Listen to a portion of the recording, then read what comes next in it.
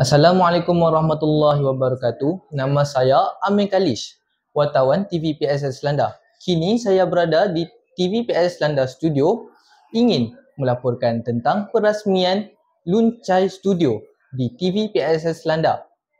Mari bersama saya menerokai Luncai Studio.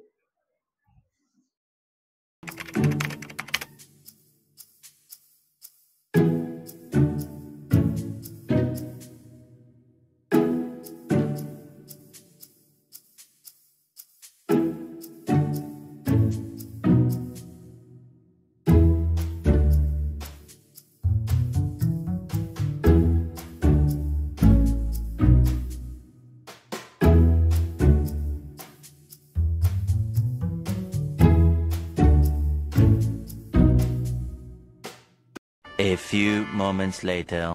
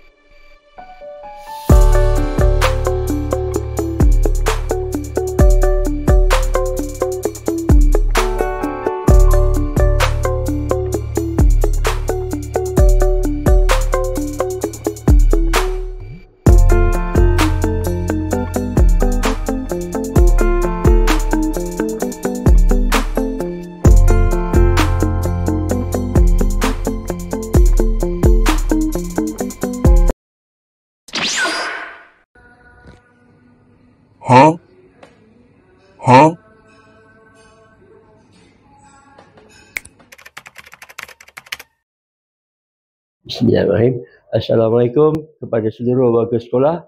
Dengan bangganya hari ini kita telah merasmikan bilik studio PSS yang diberi nama, kalau kita lihat di sini, Luncai Studio Semenda. Jadi pertamanya saya ucapkan tahniah kepada Cikgu Hasanah, Cikgu Nurita, Cikgu Hafiza dan semua tim yang terlibat menjayakan program bilik ini. Jadi saya kata daripada saya, semoga bilik ini menjadi satu wadah ruang untuk pelajar-pelajar menunjukkan bakat dan terusnya menambahkan nilai pendidikan yang mereka peroleh di sekolah ini. Sekian, Assalamualaikum. Terima kasih.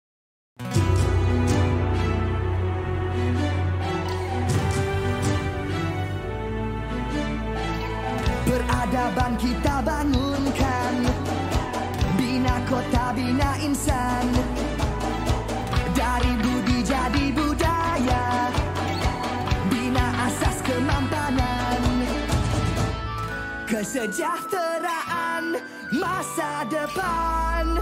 Ayo seluruh anak pertiwi, bangunkan Malaysia madani. Sepenuh hati, jiwa, semangat, terus meyakini Malaysia madani. Ayo seluruh anak pertiwi, semarakkan Malaysia madani. Sepenuh hati, jiwa, semangat, terus meyakini Malaysia madani. Keyakinan jadi ikutan. Saya Amir Kalish melaporkan untuk TV PSS Selanda.